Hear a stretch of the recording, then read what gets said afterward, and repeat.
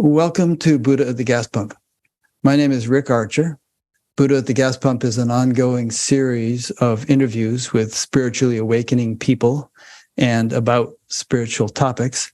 We've done nearly 700 of them now. If this is new to you and you'd like to check out previous ones, please go to batgap.com, BATGAP, and look under the past interviews menu, where you'll see them organized in several different ways. This show is made possible through the support of appreciative listeners and viewers. So if you appreciate it and would like to help support it, there's a PayPal button on every page of the website, and there's a page that explains some alternatives to PayPal. Our topic today is going to be the spiritual implications of UFOs. And I have two guests. One is Mark Gober, who has recently written a book on that topic, and another is Doug Scott, who has a long-term interest in that topic. And both of them have been on BatGap before and are friends of mine. And this topic has interested me for a long time, since maybe 1980. It first dawned on me that there's something to it. And I've read a lot of books and watched a lot of documentaries and so on. What we're not going to do today is spend a whole lot of time just trying to convince people that UFOs are real or that aliens have visited Earth and stuff like that. We'll cover it, but there are so many documents. I just watched a 6-part, 1 hour per interview per episode series on the National Geographic Channel on this subject, and it's very well done. And there are probably hundreds of books, and there have been dozens of documentaries, and there's all this footage coming out from the Navy and all kinds of people, airline pilots and military people, have reported experiencing these things. So you can spend the next month watching all those things and reading all those books. And if you do, you'd probably get convinced that there's really something going on. And I'll have Mark summarize that briefly as we start. But I want to focus on the spiritual implications of it. And this is obviously going to be a very speculative conversation, because who are we to say what their intentions are, or whether it's spiritual or so on. So we'll do a lot of conjecture and talking about our conjectures. But I think it's interesting to consider, because first of all, if they're even visiting Earth, and we're going to assume that they are, that's probably the biggest news story of all time. And it's not really being covered adequately. But you can't blame the media, because the evidence is still a little indirect.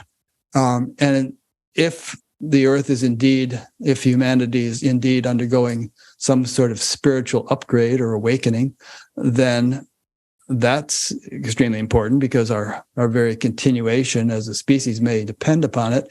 And if non-earthly intelligences are involved in that in some way, that's very interesting. I mean, are they monitoring us? How do they know what we're doing? And how can they help us? And all kinds of questions that we want to get into. So for starters, I think I'll just have my two guests introduce themselves in their own words. All this will be written up on the BatGap website, but for those who might be listening while they're driving on the podcast or something, we want to find out who these two guys are who are going to be talking with me today. So, Mark, why don't you go first? Well, my background is from the business world, I would say, a very mainstream background.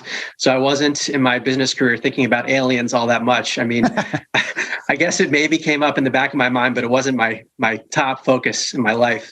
I graduated from Princeton, and then, like many of my classmates, went into investment banking. I was there in 2008. During the financial crisis at one of the big banks. And then I joined a firm in Silicon Valley where I spent 10 years called Sherpa Technology Group. Again, very mainstream, advising companies on their technology, innovation, intellectual property, that sort of thing.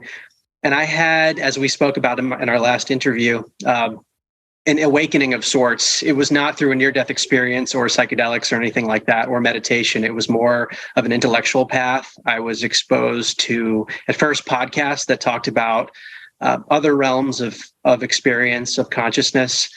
And as I learned more and studied some of the science behind it, I realized there was a whole new paradigm that I needed to consider, because previously I was much more of a materialist, an atheist, agnostic. I used to think life was random and meaningless. I firmly believed that. And then here I was being confronted with evidence contradicting my worldview. So it was a very dramatic shift for me. I'm still in the process of adjusting to that because it's relatively recent. Yeah, and I first met you at the Science and Non-Duality Conference in, I think, 2018. And there's so many events at that conference, and I was looking through the program to see what I wanted to attend, and I saw your talk on the end to upside down thinking and about how consciousness is fundamental and not just a product of the brain. I thought, oh, that's my favorite subject. I'm going to this one. And so we met there, and then we eventually did an interview on that book. Yes. So that book summarized the research that I was doing. At first, I was doing that research just out of curiosity. I wasn't planning to write a book. The book was the last step at the end where I said, well, why don't I share all the stuff I've been researching for the last year? And at the time, I was still working full time and very focused on my job. But then I had this other passion on the side, wrote the first book, An End to Upside Down Thinking, which came out in 2018. And then I produced a podcast series in 2019 called Where is My Mind, which is on the same topic, the idea that consciousness is not produced by the brain. And it features my interviews with many scientists. Mm-hmm. And then at the end of 2019, I was still at my firm, had become a partner.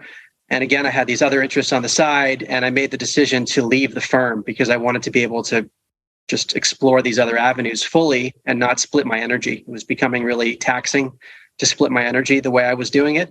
So I left my job not knowing what would be next. And long story short, I've written 4 more books on various topics, including the topic of contact. The book I wrote on that is called An End to Upside Down Contact. And it explores not only the evidence that we're not alone, but also some of the implications. Yeah. What is the subtitle of that book, The End to Upside Down Contact? UFOs, Aliens, and Spirits, and Why Their Ongoing Interaction with Human Civilization Matters. Yeah, and all the words in that subtitle are significant. We'll get into each of them. And that was a gutsy thing, leaving that firm at which you had become a partner at such a young age. It was kind of like Jack and the Beanstalk selling the family cow for a handful of beans or something. I mean, you didn't know what was going to happen. No, was impressive. Well, I appreciate it. Not everyone would say that, so thank you. I was obviously you weren't married at the time, or your wife wouldn't have let you do it. Exactly. I had a lot of freedom to be able to make those kinds of decisions. But I think it was just inertia from my old life that had carried me in that direction. So I found myself in this position that was no longer aligned with my life's direction. So that tension became difficult to handle. And now, among other things, your first book was named, let's see, where was it? Well, it won a Independent Book Publishers Award for the best science book of the year of 2018. And you're on the board of the Institute of Noetic Sciences and something called the School of Wholeness and Enlightenment. And how did you first get interested in UFOs or aliens, and get interested enough to write a whole book about it? The topic came up as early as 2016 when I was first listening to podcasts. People talked about communicating with spirits, and very often they would talk about entities that were not from Earth. I also remember very early on learning about past life regression, taking people through hypnosis to an alleged past life, and people were talking about having past lives on other planets where they were non-humans. For example, Dr. Linda Bachman, I came across her work and I also interviewed her for my podcast. She was a mainstream psychologist, and then she had a paranormal experience with her deceased colleague, which led her to look at past lives and things like that. So she was doing past life regression, and she noticed that suddenly more than half of her clients were describing past lives not from Earth. So it wasn't something she was asking, like she wasn't looking for that, but it was spontaneously happening. And the messages were very consistent across her clients. So I found that interesting. So that's always been in the back of my mind, that this phenomenon seems to be occurring. But I think where I returned to the topic, because that was 2016, I've written about a lot of other topics since then. An End to Upside Down Contact was published in 2022. I had written a book previously in fall of 21. So there was not that big of a gap between those two books. And I think it was early 2022, I returned to John Mack's work. He is the former head of psychiatry at Harvard, Pulitzer Prize winner, who late in his career studied allegations of alien abductions. Wrote a book called Abduction, published in 1994, and another called Passport to the Cosmos. And I'd heard about his work and I'd read a little bit about it, but for some reason I wanted to dive into it further. I mean, his work was really rigorous. He writes it like a doctor. He talks about case studies from I find a meticulous perspective. So as I looked into that more and more, it raised lots of questions for me. And I also, going back to your question, Rick, why cover this topic? I feel this responsibility when I write books that I want to educate people as much as possible. And I felt like there was this big gap of, wow, Mark, you've kind of covered these topics, but you need to expose more, let people draw their own conclusions, but there's a lot you've left out. Yeah, good. I know what you mean about responsibility. I feel that with this show a lot. So Doug, how about you? Tell us a little bit about yourself and why you're interested in this topic. Well, I'd like to start off by saying nanu, nanu. Rick, I've been waiting for a while to be able to say that. Thank you. Well, don't quit your day job to become a stand-up comedian. Yeah, there's not going to be a problem with that. I currently work as a therapist, mental health therapist, and I've been doing that for 22 years. I have a private practice in Dallas area. I was a stay-at-home dad for 10 years also, and we have 3 kids. So pretty domestic, I would say. I've kept a blog since 2015 that combines 2 very important things for me. They've been important since, I think, kindergarten, so it's a long time. And that is my Christian, mystical Christianity, and that particular faith background on one hand, and on the other hand, the cosmic existence, including aliens and UFOs and things that we're going to be talking about today. And my blog tries to synthesize those 2 things. I have a master's in clinical social work that allows me to do my counseling, and I also have a master's in pastoral ministry. And so the nexus between spirituality and psychology has always been super fascinating for me. And then when I guess I'll just say really quickly here that when I was in first grade, prior to this happening, I had a real interest in UFOs in first grade while other kids were watching cartoons and, I don't know, reading some kid books. I couldn't help scratch the itch of reading as much as I could on UFOs and watching UFO movies and whatnot as first grade. So this is 1980 and 81. And then I went in the country with my relatives. They lived out in the country in Oklahoma, my mom's side of the family. And we were all inside the house.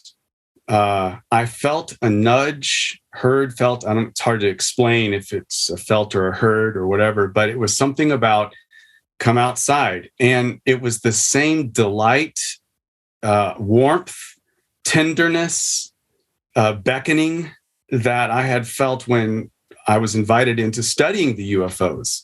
So it wasn't just a curiosity, these things. It was more of something connected to my soul, something connected to spirituality. So I went outside, was the only one. Everybody else was inside. I was in first grade. And I looked up and I saw an orb in the sky that was the size of a full moon. And I think there was a full moon, if I recall, but I remember the moon being really bright. And it was on one side of the sky. And then where I was at, directly above, was this orb. And it's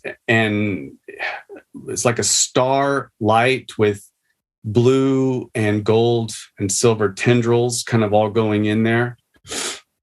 As a first grader, I just knew, A, that it was a UFO. B, I wasn't surprised because I had been sort of psychologically and spiritually prepped for that. C, I could never tell anybody about it except, many years later on Badcap. And lastly, somehow I intuited that they were connected to who I was. That there was some sort of connection, not only to who I was, but to some level, some mission that I had on earth. So that actually sets me up. I've been very mission oriented all my life. I don't know how not to see myself as doing a vocation, not just an occupation, but something that I'm integrated in some level of service here. And I delved deeply into mystical Christianity loved the smells and bells of the Catholic faith and the traditions. And then in 2013, that same kind of nudge that I had experienced before, I heard on a Sunday night after seeing many clients, I heard that noise saying an invitation, listen to a Buddhist chant. So I typed that in YouTube, and Om Mani Padme Hum came up as the thing to select. So I selected that.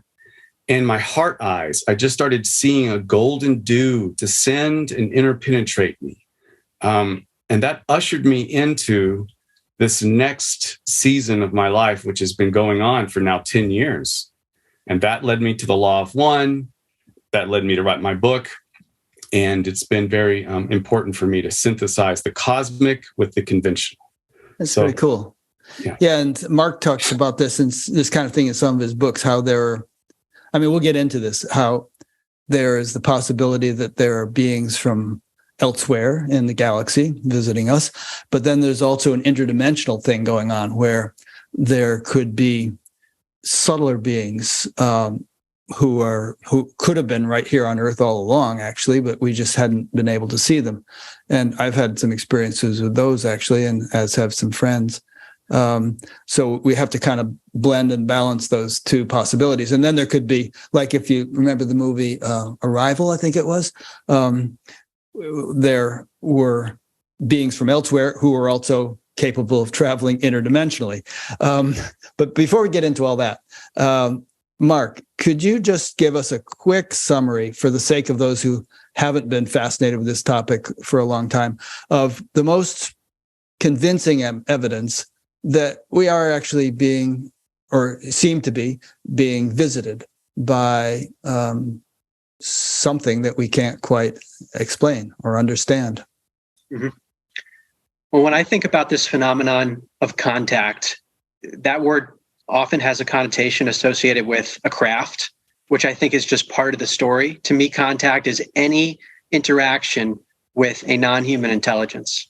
So other beings who are very highly intelligent that we could be interacting with in some way. That's what I consider to be contact. And if you look at it from that broad lens, which I do in my book, I think there's just so much evidence in diverse categories that it's hard to shoot down every example. So I break down the contact experiences into non-UFO contact and UFO-related contact. And in the realm of non-UFO contact, I'm trying to think what the most convincing is. Maybe near-death experiences, because they've been studied so well, and you've covered that extensively on this podcast, Rick. But examples where a person has, let's say, little or no brain functioning, cardiac arrest, and yet the person has a consciousness that is clearer than usual. So they've got no brain and an enriched consciousness.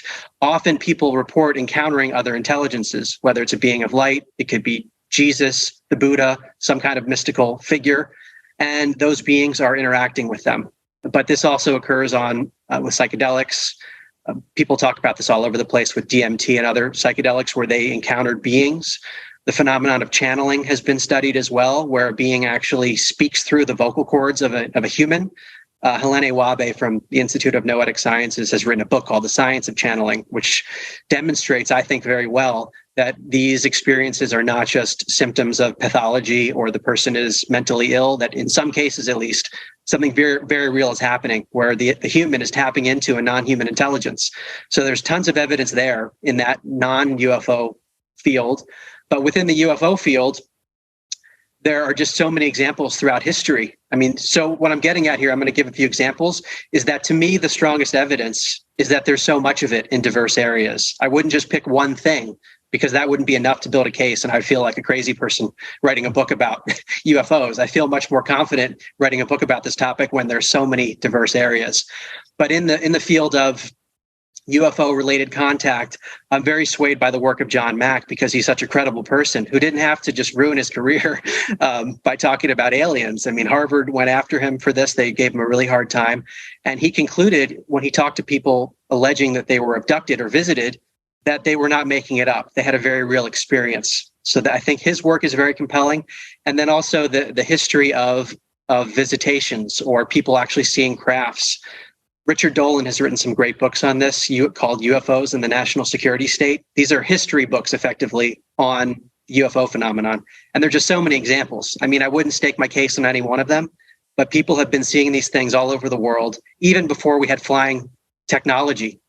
There were many cases. There have been many more sightings since 1940s, let's say, and maybe not all of them are aliens. But if we look throughout history, some of these are very bizarre occurrences.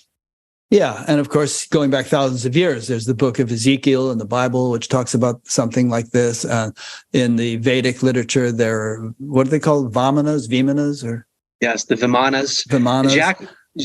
Jacques Vallée and Chris Aubeck wrote a book which documents these ancient accounts going back from BC to the modern era. And there are just so many examples, whether it's biblical, whether it's in the Vedic literature, but many others too. Yeah. And there's all kinds of interesting speculation. There's accounts which makes it sound like alien life forms interbred with whoever or whatever was living on the earth at that time, and we could all be the descendants of these marriages, or whatever you want to call them. I mean, there's so many interesting things to get into. We want to do it in a coherent way, but basically, if you really look into it, you see a lot of evidence going back hundreds and even thousands of years that people have been having the kinds of experiences that we're talking about today with non-human intelligences, some of which appear to fly in various craft, and others of which are more, perhaps angelic or, celestial beings that just appear to somebody who's capable of seeing them, as was the case with, the birth of Jesus and, the shepherd seeing an angel and so on. So we're not alone, whoever they may be. And, again, what we want to get into today is a discussion of the various aspects of what role they may have been playing and are playing today in human evolution, and especially in a spiritual sense. Well, there's a question embedded in that quickly. You mentioned they, and it's like they with a capital T. Who are they? Is it monolithic, or is it a diverse set of they? Is it different? Are there some beings that operate crafts and others that are more etheric, or are they one and the same? I tend to think that it's a very diverse landscape, both multidimensionally and within this physical realm, but it's an important preface. Yeah, no, I do too. Actually, there's passages in various Vedic literature where it goes on for big, long paragraphs naming all the different kinds of beings that are non-human that these Vedic rishis were able to interact with or identify. And some of them are good guys and some of them are not such good guys, which stands to reason because we live in a relative creation where there's always a spectrum, from good to bad. You have any comments on all that, Doug? I really appreciate Mark's legwork here. I have recommended his book to other people as a really awesome primer on the subject. I mean, my hat goes off to you for that hard job of researching it. And because I've studied the material for a long time and I have been interested in UFOs for a long time, I've read a lot of people who have talked about UFOs, and including the Harvard psychiatrist. And at some point, I narrowed it down to a couple of sources that I have come to trust that give me an inner resonance that resonates with how I understand spirituality, let's say, things that are parallel and mystical and even paranormal that have taken place inside me and with me from a spiritual perspective. When I see that mirrored in some of this material, then I can learn to trust. And I had my own discernment senses going on. And I would say one of the main sources that I have come to discern as being pretty undistorted. Now, everything is going to be distorted a bit, because as you said, Rick, at the outset, A, who knows? And B, whatever we do read, can we trust it? But the material called the Law of One material, which is a channeled source, and it actually began the same month that I saw my UFO in first grade. It was that exact same month that it began to happen and be channeled. And somehow I think I'm somehow connected to that material, although that could be a delusion. And I'm happy to admit that too. But it lays out a cosmology that makes a lot of sense to me. And it doesn't just cover the UFO phenomena. It covers it, and it has an incredibly large net and expands beyond the UFO. But inside that, the UFOlogy and things that we're talking about today have a place. And so it makes sense to me. And I start with that because it has a spiritual and psychological resonance with me that I've discerned a lot over time. And then when I read research, I can often compare the two and feel like it fleshes out what the Law of One material isn't saying, but has a big enough net to cover it. So, for example, some of the things that Mark wrote can fit right inside that larger paradigm. I kind of, when you were talking about how you got zapped when you were in the first grade or so, kind of reminded me of the movie Close Encounters, which I was just watching on TV again the other night, which Richard Dreyfuss's character gets zapped, and a whole lot of other people get zapped, and they're imprinted with this thing, which gives them a yearning or a searching. They're trying to find it, what it is, And as the movie progresses, probably most people have seen it. A lot of them end up at Devil's Tower in Wyoming. That was the information that was imprinted, and then the ships come and land there. But the whole movie is a really cool metaphor for spiritual seeking, because you get bitten by the spiritual bug, so to speak, and there's something more to life than meets the eye. But for the most part, society tells you you're nuts and that's not important. What is important is this obvious stuff that you have to deal with now, but you can't forget about it. You have to keep searching, and you have to sort of like chart your own course and not listen to all the people who try to sidetrack you or oppose you in your search. And but as Jesus said, for many are called, but few are chosen. Only a small portion end up passing all the tests and kind of getting to the point where they realize what they've been looking for. And that was kind of the way that movie rolled out.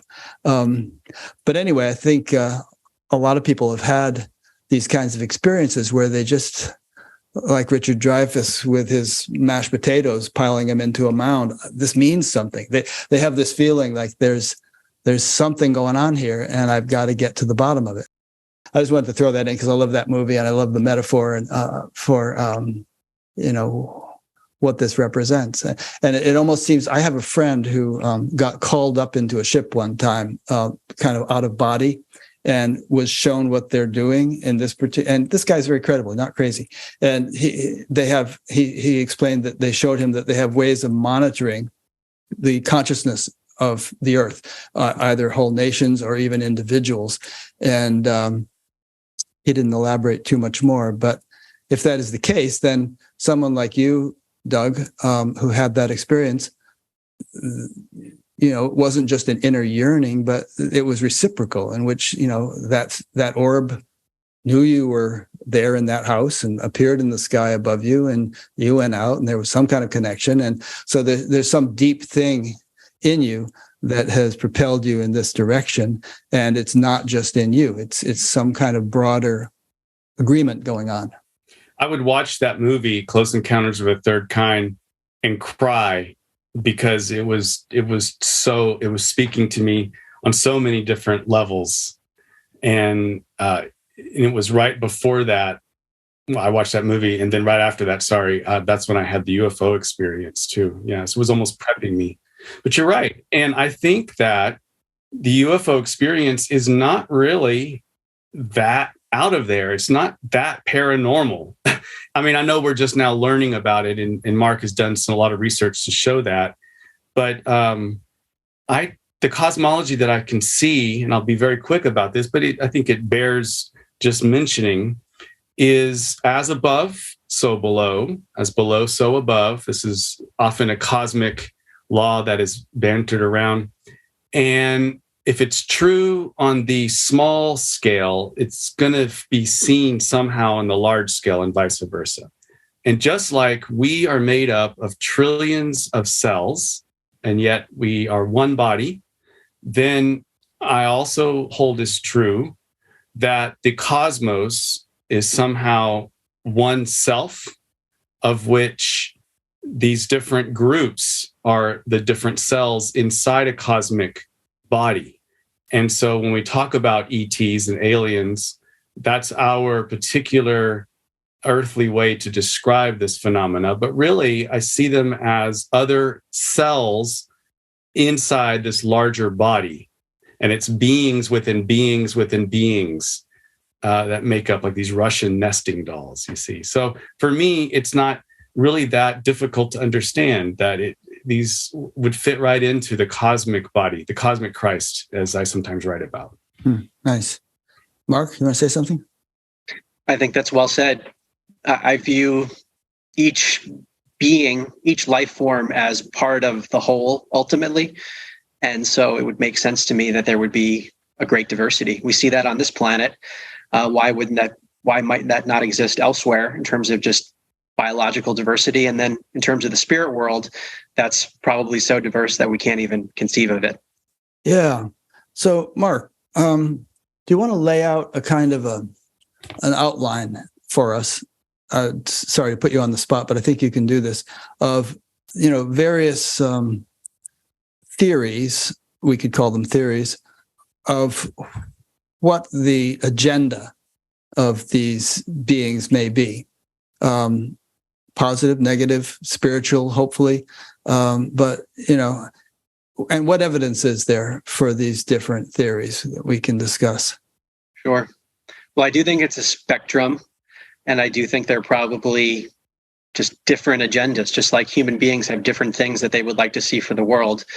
We likely have that with regard to these advanced intelligences. With regard to, let's say, the evidence that agendas even exist, I think a lot of my thinking goes back to the early examples of contact that people reference in religious texts, that whether it's like the book of Ezekiel or, let's say, Native Americans who talk about the star people and the sky gods coming down, there seems to be an agenda in those early stories that the beings were trying to impart something upon the humans. So I've always held that in the back of my mind, that they're not just interacting with us for no purpose. And even if you look at the near-death experience, the entities people are interacting with, they seem to want to do something. They want the human beings to enact something.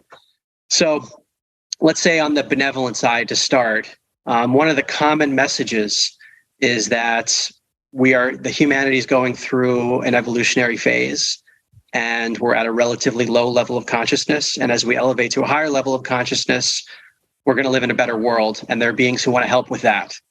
So that comes across in many different contact experiences. There's so many individual accounts. One thing that's related to this, but there's a debate as to whether or not it's a fully benevolent experience, is the abduction accounts, where people are taken aboard seeming spacecrafts.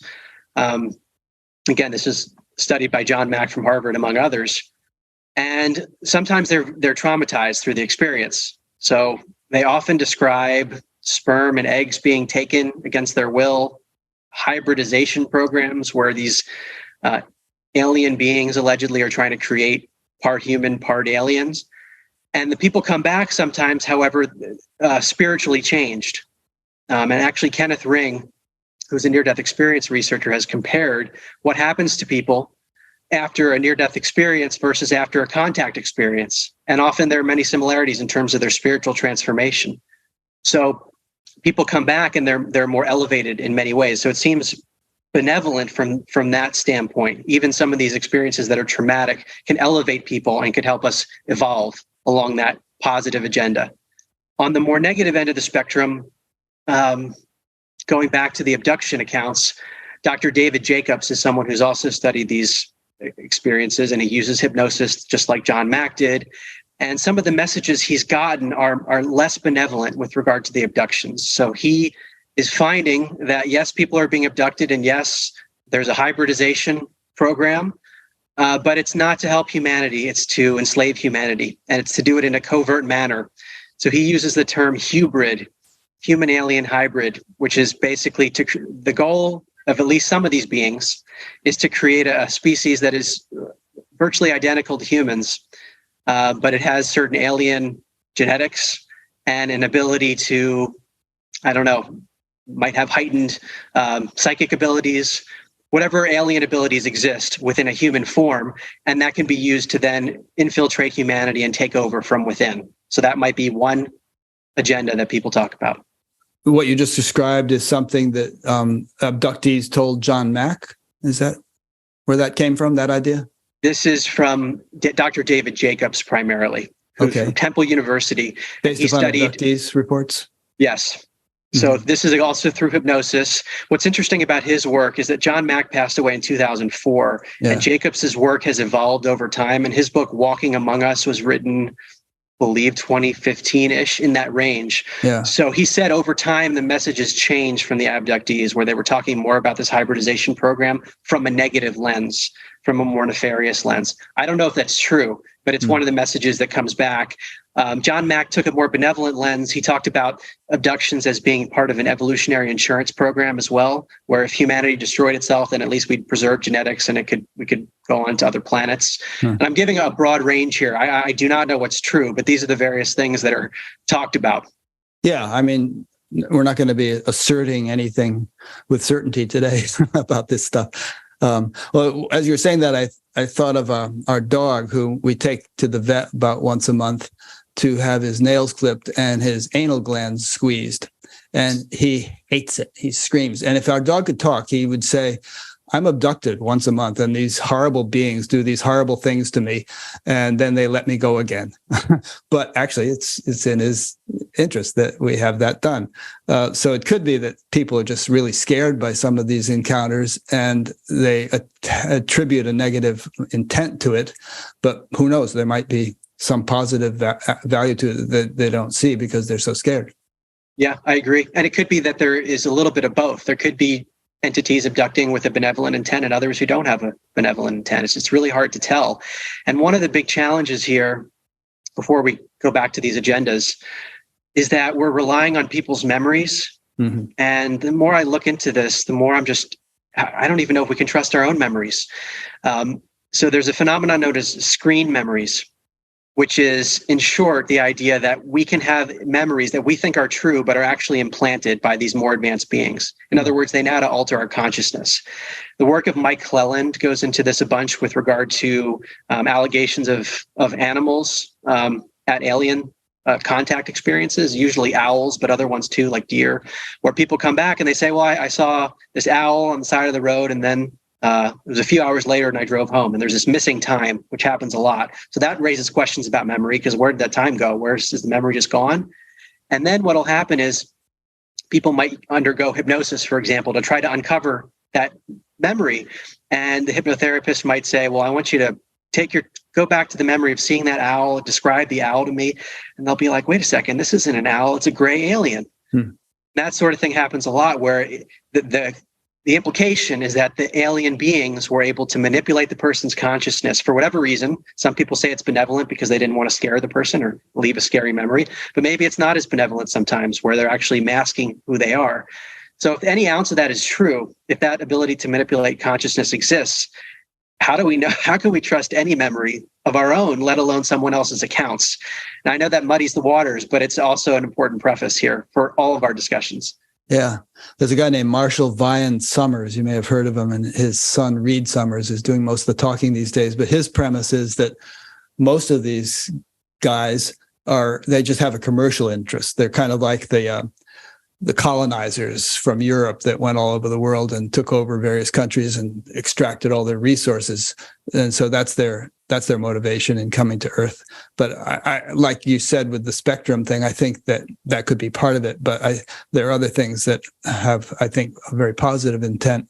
I mean, one example, for instance, I heard you say on an interview recently that there's some guy who wrote a book, I think it's like a 600-page book, just about the intervention of apparent alien beings at nuclear launch sites, deactivating missiles or activating them and scaring the crap out of the people running the thing and then turning them off again, just to show that they have some control over this. Yes, Robert Hastings. The book is called UFOs and Nukes. He interviewed roughly 150 people who were at these facilities, and they described very anomalous events, which I can imagine would have been terrifying, where the nukes are all of a sudden they go on or all of a sudden they go off, and it's not in their control. And often there's an associated UFO sighting. So again, that raises questions to your point, Rick. What's the agenda? Are they there to just wake us up and say, don't mess with these nukes anymore? Or are they actually trying to detonate nukes because they want to enslave humanity? They want to destroy humanity. It's a big spectrum. Well, that brings up a couple of interesting questions. I mean, if they wanted to detonate them, they probably could. And they probably have, if they have the capability of getting here from God knows how far away, they probably could have a lot more powerful weapons than nukes if they wanted to use them against us. But, the Earth is a precious place. I mean, how rare is a planet like this that's inhabited by beings that have evolved to this extent? You could say God has a lot invested in us, and it would be a shame if we blew ourselves up, without realizing the greater potential that we might have. Yes. Well, many people have speculated that these encounters at the UFO, at the nuclear sites, is to wake us up, to say, don't do this anymore. And in the book, I reference a story told by Lieutenant Colonel Corso's son. So Corso wrote a book called The Day After Roswell, and he alleges that he was involved in collecting the stuff at the Roswell crash, and it was alien material, and that the U.S. government used the material to then develop technologies like Kevlar, and lots of things that we now use was because of the Roswell crash. And there's big debates about whether or not that's true, but he wrote this very famous book. He's now deceased, but his son is speaking about all this stuff. And he said that his father spoke with Edward Teller about this nuclear issue. And Teller is the father of the H-bomb. And what Teller told Corso's father, allegedly, is that the alien beings are very interested in our nuclear capabilities, but it's not because they care about us. It's because they care about themselves, and the detonation of nuclear weapons affects other dimensions, including these other beings. Yeah. In other words, it sort of creates a ripple in the force, to quote Obi-Wan Kenobi. It sort of creates a tear in the astral realm or some such thing. Mm-hmm. Yeah. Yep. Mark, Doug, do you have a comment on any of what we've been saying? Yeah, this would be one of those areas that, for me at least, the Law of One can provide some basic outlining of what might be going on. But as you said earlier, this speculation, so I hold it lightly. I'm not. It's something to learn. It's a spiritual and psychological skill to learn that one can hold things lightly and be engaged with them at the same time. That's a kind of a mature spirituality. So I try to do that with this topic. But one of the things that the Law of One material talks about is the Earth is not just unique and given the planet, but it's unique in some ways given the souls that are here making up humanity and where they come from. It's kind of a motley crew.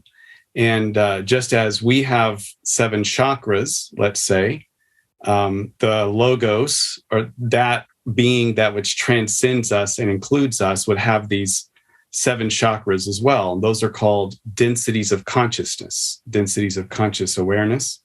And we are in the 3rd density. Earth is the 3rd chakra, if you will, of this logos.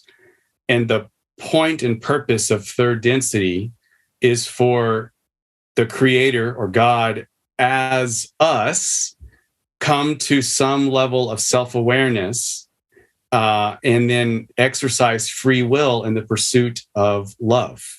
And to do that, something very important has to happen, and that is to make a choice of polarity. So again, the polarity in that spectrum, the choice of polarity to choose the negative path or the positive path. And the negative path would be that which is not, or the path of separation, and the positive path would be the true path of that which is, and it's within unity and union. Both paths within this density have merit. They're both equally ways to progress forward and upward. And so this is considered like a rough hewn sculpture that happens in the consciousness of sentient beings that have come to the level of self-awareness. And then fourth density, fifth density, and sixth density increasingly take the rough hewn sculpture and polish it depending upon the advancement of the particular chakras or bandwidths of consciousness that someone is in.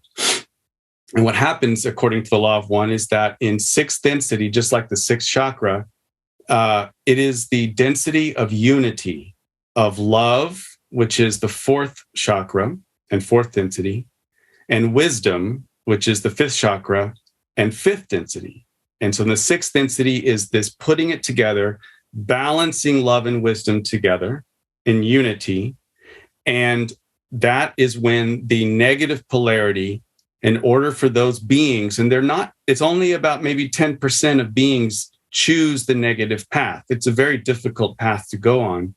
These beings, however, in order to progress further on their journey, they actually have to leap over to the positive, because ultimately there is no such thing as disunity inside the great field of union and unity that is reality. And so the way, then I'll just say it this way too, and I'll be done. The way that one can understand, at least how I understand third density humanity, is we have not yet chosen a polarity even enough to go and withstand the rigor and lessons of fourth density light and love. That's called the harvest, let's say, or ascension, or different terms. And our job here is to do a lot of work on the lower chakras to alleviate unprocessed bellicosity or warlike attitudes, and then choose to get into the heart, especially if you're on the positive path. If you're on the negative path, you want to bypass the heart. You want to be more warlike. And so we are still in the process of making a choice as a humanity. And because of that, we are a wound in the cosmic body, the great cosmic body. We are acting as if there is an energetic wound. The wound is being confusion, because we have the veil of forgetting and we don't remember that we are a part of each other and we are a part of this one infinite creator. And so we send out this signal, just like it would be if you were stabbed or you fell and you had this wound in your flesh and your skin. That would send out an opportunity for opportunistic bacteria to come into your wound, but it also would signal things like antibodies and white blood cells to come in to fend off the bacteria in this cosmic body. And so the fourth density and the fifth density and sixth density would be either the bacteria that's trying to polarize and manipulate and control. And then you have the positive groups that are working to help humanity awaken to the mystery of awe and wonder and get into the fourth chakra, the heart, so that they can begin to live in a more unified way and get ready for fourth density work. That's interesting. Go ahead. Yeah, you want to say more? That's just how I understand it. Yeah. So you're saying that humanity is like in this teenage condition where we're kind of wounded, and that is attracting different polarities of beings who are kind of duking it out over us. Whereas if we were all just dinosaurs, we wouldn't interest them there that much. There wouldn't be that much for them to do here at this point. Is that what you're saying in essence? You bring up an important point, and I just want to say this.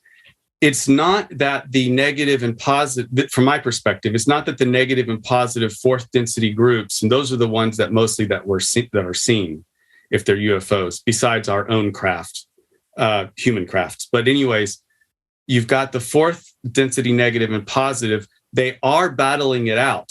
There is a war in heaven, let's say, okay? But they're not trying to battle it out so that the winner takes Earth as the spoils. That is a third density mindset, because we think about the angels and devils or demons battling it out, and the winner takes the earth's souls. It's actually in the service, they're battling out in the service of helping humanity balance our own inability, our own bellicosity, and our own inability to process our own individual and collective shadow. When we don't process that, we act as if we're a tire that's going down the highway that's not screwed on very well. So it has to go 65 miles an hour, let's say, but it's doing it wobbly. And what does that create? A lot of heat and friction. Well, metaphysically, our inability to process the lower chakras, particularly what I believe is reactivity and bellicose attitudes, we are entering into effectively a highway area that is green ray. It's this fourth density. And if we were more in tune with that, we would move into this harvest, this ascension. But because we're not, we're wobbling, and that heat goes somewhere. And so fourth density groups are called to actually sponge up the heat so it doesn't create such a metaphysical greenhouse that we can't try to then work out our own inner lives and our blockages in our lower chakras. We can try to work it out on our own without the excess heat that we also have created. So they sponge things up. Interesting. Does that evoke any thoughts in you, Mark? I hadn't thought about it that way before.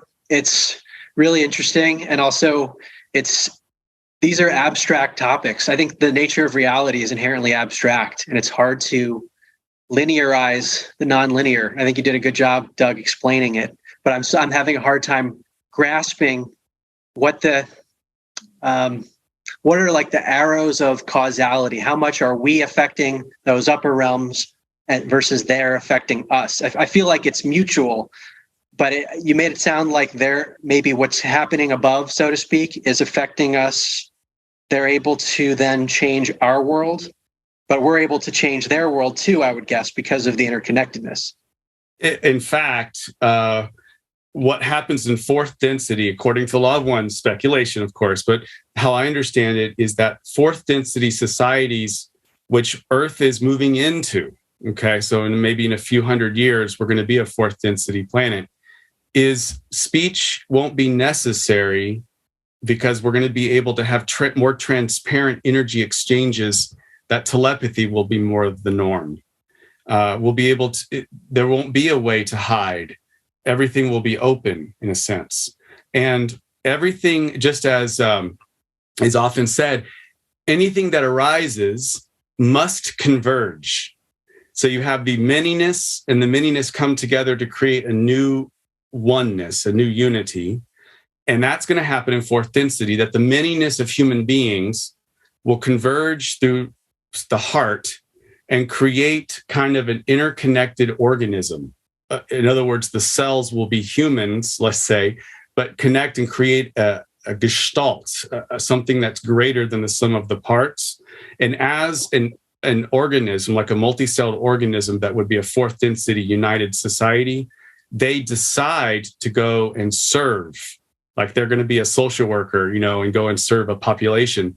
And who the population in the great cosmic body that are calling for help are third density planets, usually, because third density is the density of forgetting. It's the density of where you've got self-awareness and free will, plus an inability to remember where we're coming from, who we are, and how we're connected.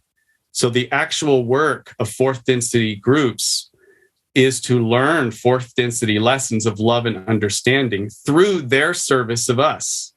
In other words, the gardener learns how to garden, not by reading books, but actually by gardening themselves.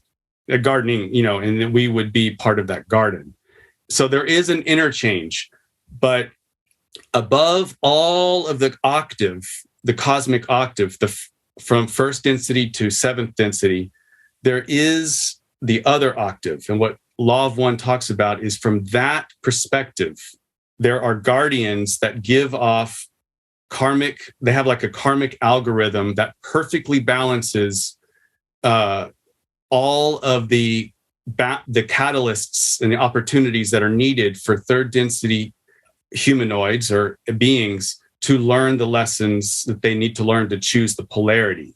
So in other words, it's a perfect balance, and no more negativity can be allowed there's a quarantine is what I'm trying to say. There's a bit of a quarantine net around, energetic net, and no more negativity can be allowed than positivity being given a chance to also be manifest. And no more positivity can be allowed than negativity being a chance to manifest.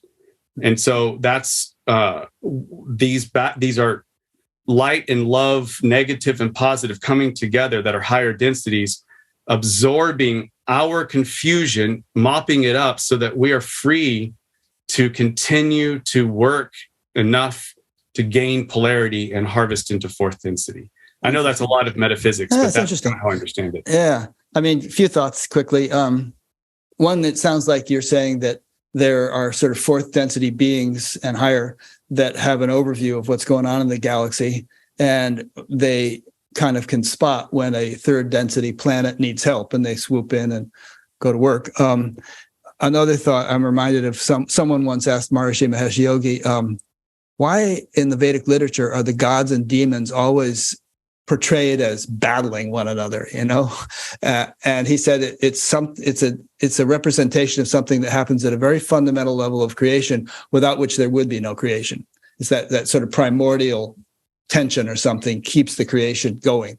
And then it might have raised a few eyebrows a few minutes ago when you said that both the negative and the positive are viable paths.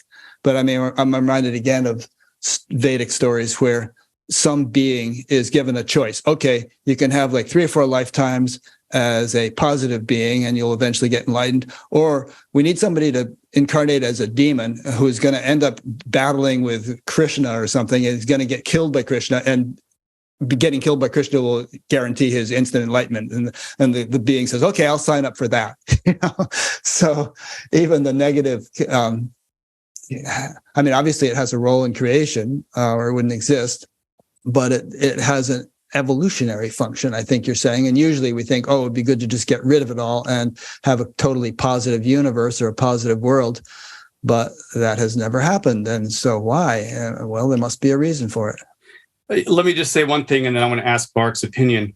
I have come to see that the archetype of Satan, which we know means the accuser, as the archetypal personification that humans have given for the phenomena of the veil of forgetting. So what I mean by that is when a second density being gets to a certain level of their evolution, where the next incarnation is going to be as a third density being to begin the lessons of learning about love. The second density, does that mean like animals and stuff? Or that's what? Right. Mostly your like pets and trees that you love. And yeah, I mean, these things are the tip of the iceberg on second density, going from the single-celled, prokaryotic cell all the way to, let's say, your cat. And they are invested by love, by third density. God, as third density beings, invest their love, and love authors life. Love individuates, culls them from the group soul into third density, which is the next level of evolution for them. When that happens, though, when a human comes into this, especially a newly minted one, you look around and it's like, who am I? What am I doing here? What is this? Is there any path? It's almost like a blank canvas. Over successive incarnations, they begin to learn that there isn't the phenomena of evolution, that there's something that builds upon something else. And at some point, they make a choice of the polarity, the negative or the positive path. Okay. But all of this is forgetting. It's predicated. I mean, the veil of forgetting is actually a divinely beautiful thing, because it allows the one infinite creator through us to experience very intense lessons of what it means to be the infinite creator, given that parts of the infinite creator, us, don't remember that we are the infinite creator. So we have all of these frictions, and the friction creates light. Two positive and negative, put that in, you get a light bulb, and it works. And so Satan is the accuser of saying, you are not a part of this matrix. There is no unity. You are separate.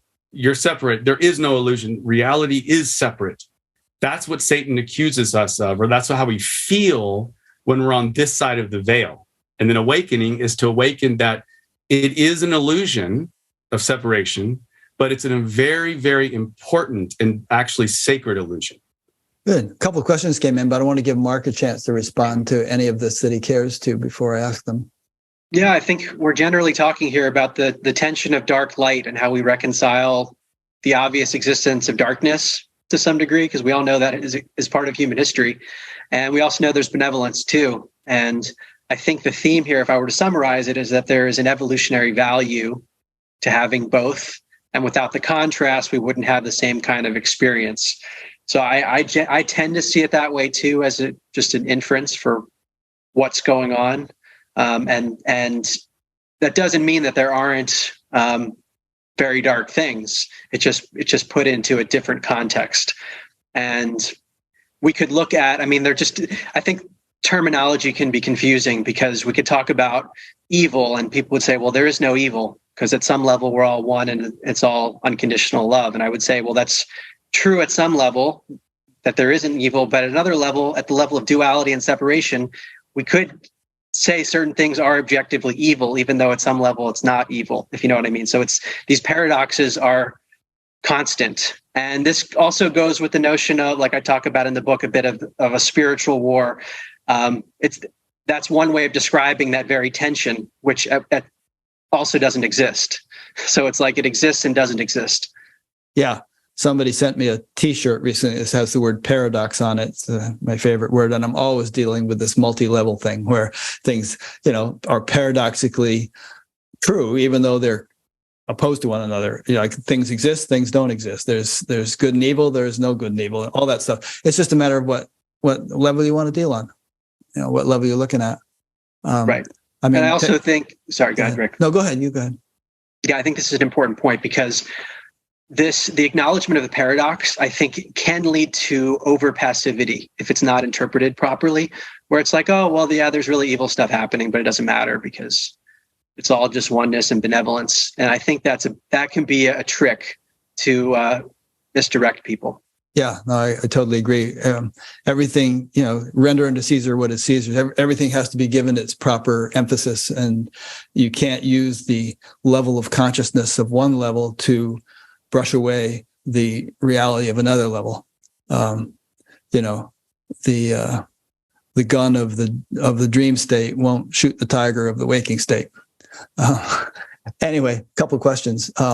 This is from Ivan Dimitrov in Bulgaria, and he's just speaking as an alien scout reporting on the level of intelligence on planet Earth.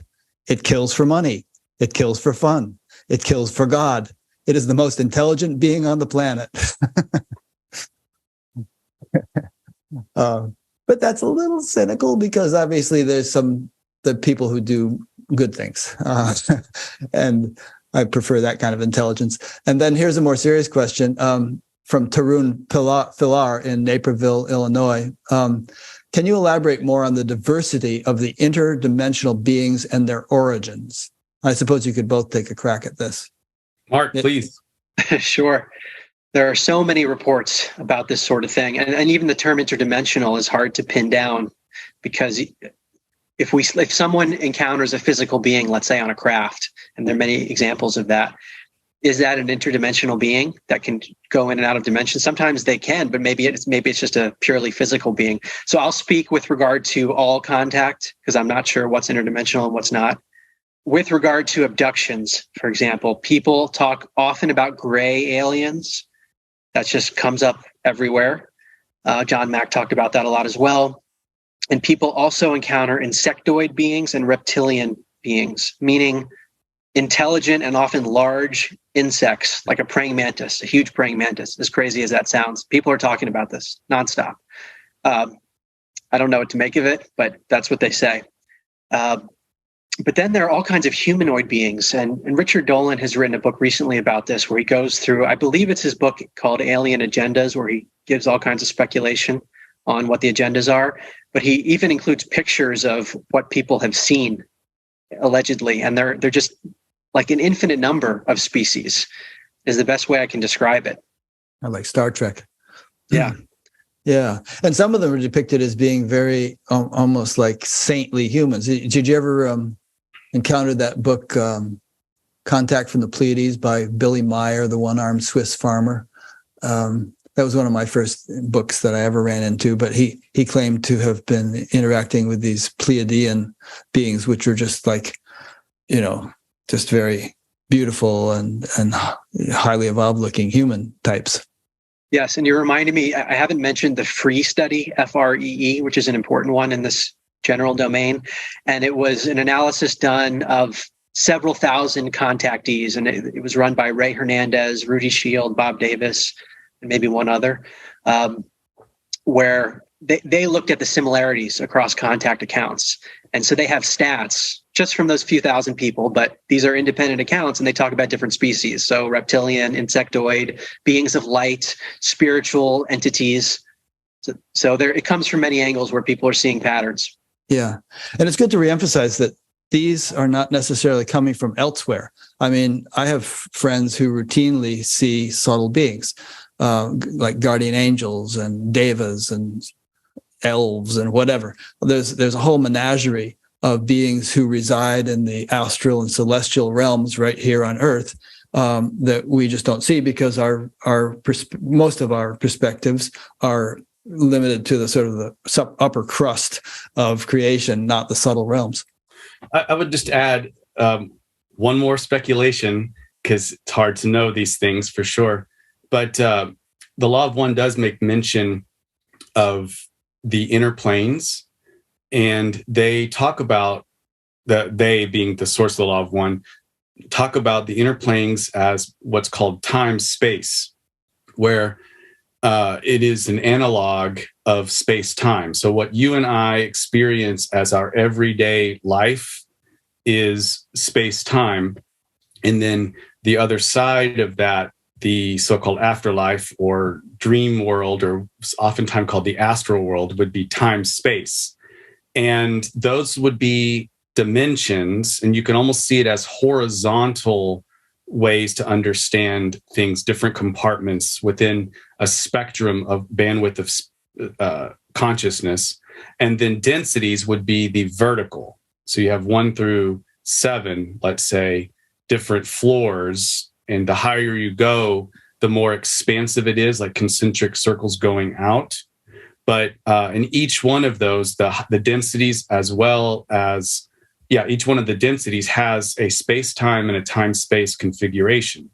So, but on Earth here, you can actually access the astral realm or the time-space through different kinds of meditations, or some people are gifted by seeing auras and whatnot. And you can train yourself to do that, actually. And you can perceive 6th density astral or 5th density astral, or you can perceive the hell realms. So this would be the lower 3rd density astral, where you have a lot of the thought forms and egregores that we create here that begin to coagulate, because everything that arises must converge. So you have these thought forms and elementals that coagulate and become sentient beings, and can be kind of energy vampires, if you will. So those things, dimensions and densities is how I understand it. Yeah. And I guess one way of illustrating this is that when somebody has a near-death experience, and presumably a death experience, they perceive all kinds of stuff. They don't go zooming off to some other planet to see it. They see it right here as soon as they're released from their earthly confines. There is no distance when we can move into these kinds of realms, because it is only one body. And so we can move simply when people learn how to do this. And I think in the higher densities, it's just a matter of fact, everybody can, that you can move anywhere in the cosmic body where you will, because you are essentially an awakened cell within that. and have learned how to traverse from location to location simply by willing it, because you are God having an experience of that being who is progressively learning how to express omnipotence. So do you think that a alien species who actually comes here in an apparent craft has figured out how to get not only themselves, their own bodies, but a craft in which they can dwell to kind of get into this, I forget how you phrased it, this subtler realm at which they can traverse great distances instantaneously? Yeah, in fact, the Law of One actually mentions that exact thing. They talk about in fourth density, fourth density above, there are two different kinds of ways that UFOs or aliens traverse the cosmos, and both of them are instantaneous. Third density, apparently, there are some aliens who learned how to use hydrogen in different ways than we know, or certain ways, and they put themselves in long cryo, and kind of do that. But with the fourth density and fifth density, they have learned to approach the speed of light and then somehow move into a part of a tesseract. Now, I'm not familiar with those kinds of things, but it's moving into a tesseract, and then that's what you jump into time space or the astral, and then you can program where you want to emerge from that in space time, and then you appear. So that's one way. And these would be beings inside a craft. But the more advanced way that the Law of One talks about is that there are beings, mostly are the positive ones in fourth density, and in the fifth density and sixth density, it's all the positive ones that don't need craft anymore, but they will create craft for us so that they can appear, the positive groups, I'm not talking about the negative groups, they can appear in our skies as craft that are actually thought forms that they create as a collective. And even abductions, they might be very real, but they're actually elementals or thought forms that are created elsewhere and then projected here. And the purpose is to awaken awe and wonder, awaken to the great mystery of union and unity that we can't understand in our normal way of understanding reality. You have any comments on all that, Mark? I just want to add the notion of shape-shifting with regard to species, because it is a theme that comes up in the research. And even John Mack said that the alien beings appear to be consummate shapeshifters, meaning they can appear one way, but they're not actually that. They can change their form. I guess they're advanced enough to be able to know how to manipulate the physical realm in some ways. And that's important because it's all with this whole field, just like I was talking about with memory before, we can't always be sure if the memory is real, we can't always be sure of what we're seeing sometimes because some of these beings are so advanced. And that's, I think, always an important consideration here. And this also goes back to many ancient traditions. And the Muslim tradition talks about the jinn, and many stories which sound mythical where they talk about shape-shifting creatures. Maybe some of those are not mythical. Maybe they were referring to alien encounters. Interesting. One concept that I've had in mind a lot over the last nearly 50 years, and which, of course, many spiritually oriented people have been thinking about and hoping for, is that, the world or humanity is on the verge of some shift or transformation. And I know your most recent book is An End to the Upside Down Reset. I'm not sure if we don't want to get into that in too much detail, but I also feel that a reset is coming, and I think a reset needs to come. I'm just not sure exactly what form it's going to take, but it does seem to my mind, and I had an interesting conversation with Dwayne Elgin a while back, and he laid out like three scenarios that he saw as possible. One is, and all three of them involved everything pretty much collapsing. And the first one, everything stays collapsed and we stay in a long period of chaos. The second one, everything collapses and then some kind of Chinese-style artificial intelligence, government control society takes over. But the third one is everything collapses, and then out of the ashes, so to speak, a very spiritual civilization emerges, which is, characterized by great freedom and higher consciousness. So I suppose that any three of those is possible.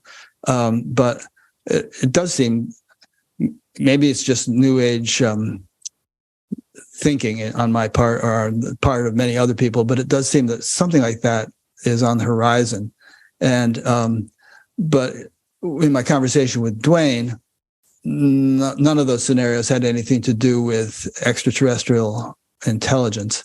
But we could easily bring them into the conversation because, as again, we were saying earlier, they don't want to see us just crumble and go into a total chaotic society. And I don't think a AI-dominated, authoritarian world would be in the interest of higher consciousness or shifting into fourth density. So, maybe they'll help us achieve scenario number 3. Yeah, I have the thought that I have on that one is like, what do we do? Where do we go from there and from here to fourth density? And how can we think about a different kind of future? And the one thing that I consider as a counselor is that I think our outer world is a mirror of what's going on the inner world. So when I get a couple that has a hard time learning how to communicate, I'm thinking, of course, metaphysically, they may not know that, but I'm thinking metaphysically, and it's going to be some inability to speak in blue ray, which is the throat chakra, speak with honesty and clarity, having processed all of the other centers below. And where you find the problem would be in the realm of reactivity or bellicosity, and on both sides. So what they may be talking about and having the same argument over and over again, and it's really a power play, the real problem is actually way down lower, where they have had emotional baggage from the past and they don't know how to handle that, or things trigger them now and they don't know how to process that in a way that people learn how to see the other as themselves and set boundaries if needed, but coming from a place of compassion. So that's hard to do, hold compassion and set boundaries at the same time. We haven't learned how to do that on an individual level. And because of that, we can't do it on a macro level. Therefore, we are still adolescent. I think we could say adolescent, maybe early 20s. Humanity is maybe in the early 20s, And I think actually, if you look at the mirroring between individual psychological development and the global development, right around 21, 22 years old, between 22 and 24, there's the final brain push. The neurons start fleshing out. And that's the last final development of the brain. And that's when humans in the individual levels are able to start thinking in philosophy and theology and holding paradoxes together. So maybe fourth density is humans coming to some level of holding problems together and then approaching it with love and understanding with other people. Mark? I think that was well said. Yeah. Okay. So you wrote the book on upside down contact, Mark. What are some important aspects of that you covered that we haven't thought about here yet? I mentioned psychedelics earlier, and what I'm about to mention was one of the findings that really surprised me when I was researching, is that especially under DMT, so this is dimethyltryptamine, a hardcore psychedelic. When it's allowed to stay in the body, typically the body just breaks it down, so people aren't like tripping all the time when the body naturally produces it. But it can be taken intravenously or like through ayahuasca. The ayahuasca combination allows the DMT to stay in the body for a long time. But Dr. Rick Strassman from the University of New Mexico was giving people DMT intravenously in his studies, and he wasn't trying to induce contact with beings. He was looking at body's physiology to see what happens on the psychedelic. And he was able to get approval for the study. But he was shocked to find that people were encountering beings and they were describing abduction-like scenarios. And these were people who often didn't know about alien abductions. And Strassman himself was not an abduction researcher. That was like some fringe thing he wasn't even familiar with.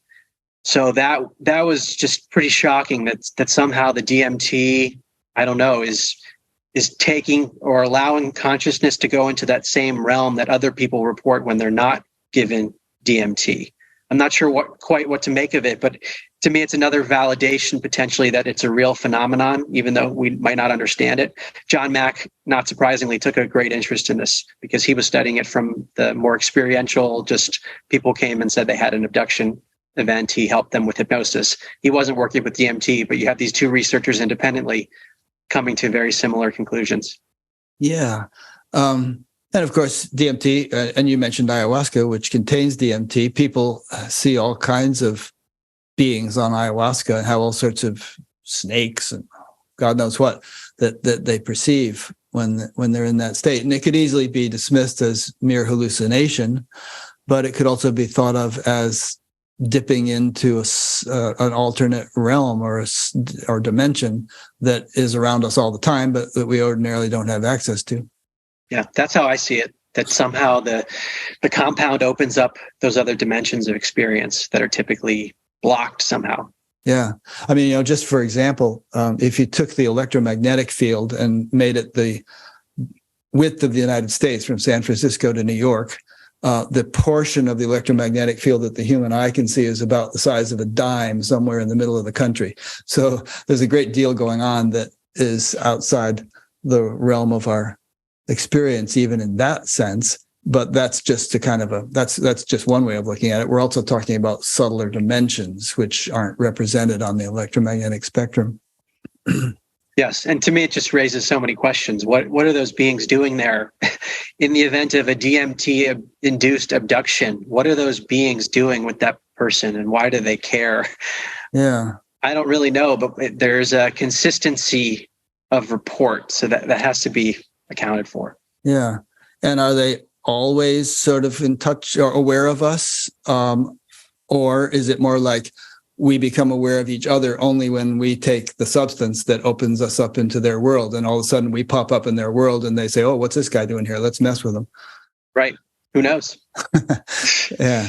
I definitely think that there are some beings that are always aware of us, guardian angel type things that attend to us, and that there are others that are just in their own realm doing their own thing and are not interacting with humanity, even though they might intersect us in terms of our proximity in a relative sense. Any thoughts on that, Doug? Yeah, I think that rituals and things that we do here, even having conversations, can be on the astral plane, almost like phone calls, where a lot that something is picked up, especially if it's a ritual and it's been used for thousands of years by millions of people. It's gotten to be pretty strong. So you do a kind of ritual or say some words, and then that can show up in astral plane as a configuration of energy that can be like a phone call, and you might be able to access contact that way. Yeah. Mm-hmm. There's a few more questions that just came in. This is another one from Tarun Filar in Naperville. Is ninth density the highest dimension of existence, the God dimension? You mentioned seventh as the highest. What are your thoughts on eighth and ninth levels? Do you think there are more dimensions or levels of density? This is to you, Doug. Yeah, the Law of One states there are infinite levels. And even within our third density, there are infinite strata, 7 major sublevels, but again, always dividing more and more, usually in sevens. The 7th density is considered the density of the gateway density. So there would not be, it's more of where you have a convergence, and it's not a total convergence, but you have beings that are coming together in such unity and union, almost like the formation of a black hole, if you will. And then the 8th density is simultaneously the first density of the next octave. So kind of like on a piano, you can play an octave, and the last note on the octave is the first note of the next octave. That would be, so 8 and 9 are the same density. Mm-hmm.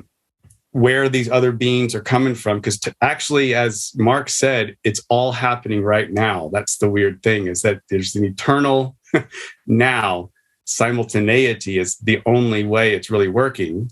And so all of these beings are functioning. And the next octave, which is our future, is present now and affecting.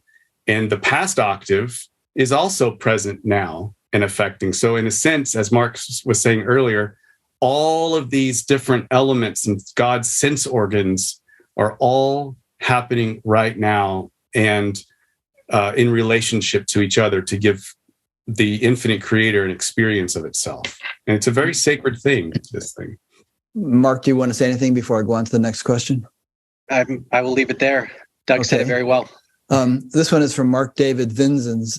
He says, in the Vedic cosmology, there are 14 worlds, 7 higher ones, Vyaritis, if I'm pronouncing that correctly, and 7 lower ones, Patalas. So heavens and hells, essentially.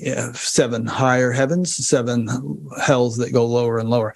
What can you say about this topic? My feeling is that the ancient Vedic worldview and philosophy are the most complete scientific and spiritual description of reality. Yeah, I don't know. So I can't speak with any kind of thoughts on that, unfortunately. Yeah. Okay. And then another one from Mark. Well, just on that thing about the 7 heavens and 7 hells is Swami Sarvapriyananda often brings that up. It's, believe it or not, it's kind of standard understanding in Vedanta. And many people who study Vedanta just think of, okay, that's non-duality, and we wouldn't consider all this hocus pocus, but they actually do take all this kind of stuff into account. I will say one thing. I had a mystical experience in Mass one time. This was right after my awakening with the whole golden dew. Mm-hmm. And I was holding my 2-year-old, and he was crying. I'm holding him. And all of a sudden, it was an overlay over my eyes. So I saw reality, but I also saw an overlay on top of that. It's hard to explain. Mm-hmm. And in that mystical vision, what I saw was heaven was an infinite spectrum. So maybe you could divide them in 7. And that hell was an infinite spectrum, and that there is indeed a spectrum of consciousness that goes from non-dual, not total uniformity. It's unity in diversity held together, you know? And then hell would be the ethos of separation at its most strong. And the spectrum are all, in a sense, heavens, if you will. And when we die, we simply go to the level of consciousness that we left off with. And so, and those who hold that model also hold that you don't get stuck in any of those levels. No, you don't. There's nothing like in the Christian world where you permanently go to heaven or hell. You go there, you work off some karma, and you come back. Or it's possible that you can go to a very high heaven and actually ascend to full enlightenment from there, although that's more rare. But generally, you go to one or the other of these things and you work off some karma. And you could even go from one to the other. Like there's a story at the end of the Mahabharata where Arjuna and his brothers die, and Arjuna, or maybe it was Yudhishthira, they go to heaven and they see the enemy there, Duryodhana, and he says, "Well, what are you doing here?" And then he says, "I don't want to be here. I want to be with my brothers." So then he finds himself down in hell, and hey, we're the good guys. What are we doing in hell? Well, it turned out that Duryodhana had a little bit of good karma to work off, so he went to heaven first, but then he had to go to hell, and the Pandavas had a little bit of bad karma to work off, so they first went to hell, and then boom, went back to heaven. It's a temporary arrangement. Richard Rohr, my mentor Richard Rohr, talks about it's heaven all the way to heaven and hell all the way to hell. And I know people who have never gone to church and are atheists who are more, let's say, Christian, if you will, or more loving humanity and serve humanity and the poor than people who go to Mass every day or go to church every day, but they sit in judgment of other people. Who's in heaven? Heaven is unity and union, and hell is total separation. You see? So it doesn't... Oh, yeah. There's a great story about the yogi and the prostitute, but I won't tell it right now. It'll take too much time. So then here's another point just from Mark Vinzens, who sent in the previous one. He's in Germany, by the way. He said there's a description of an alien visit in the Buddhist Lotus Sutra. And he provides a link to that, which I can't read out, but I could post it or send it to somebody if they're interested. And yeah, we were saying earlier that in a lot of scriptures, there's all kinds of references and also iconography of of things that look a whole lot like some kind of alien being, even in Egypt and elsewhere. Yeah, Mark, you're not talking enough. I want to give you an opportunity. No, I agree. The iconography point is a good one. I forgot about that. There's art all over the world that depicts beings that are clearly not human, and sometimes the depictions resemble what you hear about in these independent modern accounts. But what's interesting about some of the ancient descriptions is that they use the words of their time, and we use different words today. So sometimes you have to translate, and it can be challenging. And even in modern times, someone might say that they saw an alien, and another person might have seen the exact same thing, but they called it an angel. And then we take our own connotations of whatever we think that word means. And I think there's a lot lost in translation because of it. Yeah. That's a good point. And of course, modern day skeptics could say, oh, yeah, well, humans have always been imaginative creatures. So people made up this stuff 2,000 years ago the way you guys are making it up today. But anyone who talks that way, it has not really dove into the evidence. Speaking of evidence, what do you make, Mark, of these videos that have been released lately by the Navy and so on, with these crafts that are going 30,000 miles an hour and then turning at a right angle and all kinds of things like that? Well, when people have described their UFO sightings, they describe very bizarre things. They talk about right angles and the appearance of technologies that seem way more advanced than what we have right now. So in that regard, there's consistency. But I think it's very difficult to know these days what is an alien craft potentially, or just some government program where they're working with technologies and things that maybe the public doesn't know about. So I'm really not sure what to make of it. In the book, An End to Upside Down Contact, I go into the history of governments and UFOs, and there hasn't been great transparency. So I have a hard time trusting a lot of the government's narrative on this stuff, because historically they haven't been forthright. So I listen to what they're saying, but it's not influencing my views on this topic very much. Yeah. I mean, most people, I think, would agree that the government, well, everyone would agree that the government is not particularly honest with us or tells us everything they know, of course, by definition. But I think even on the UFO topic, you could probably quote me statistics, but don't most Americans think that there's something really going on? And don't most Americans, probably not only Americans, people all over the world, and don't they also think that the government knows stuff that they're not telling us? Yeah, I think I've seen that stat somewhere, and it's high. I think it's higher than people who are, let's say, post-materialist. So people are more likely, even if they don't believe in anything spiritual, that we're not alone, just based on probabilities, is what I found. So it's not, these quote unquote revelations have come out first since December 2017, when New York Times published the article about the UFOs. It's not like it did that much. It's not like the world changed with the idea that maybe we're being visited. People were like, oh, okay. And then people seem to go on with their lives. Yeah. Well, there's so much coming at us. And I think people are going to need really concrete proof, which brings up another interesting point. The old, why don't they land on the White House lawn thing? And probably, the most understandable answer that I've heard is that they can't do that until collective consciousness is at a level at which it would be appropriate for them to do that without creating, too much of a culture shock or something. Yeah, and then also there have been some pretty major sightings. So there's the Phoenix Lights example in the 90s.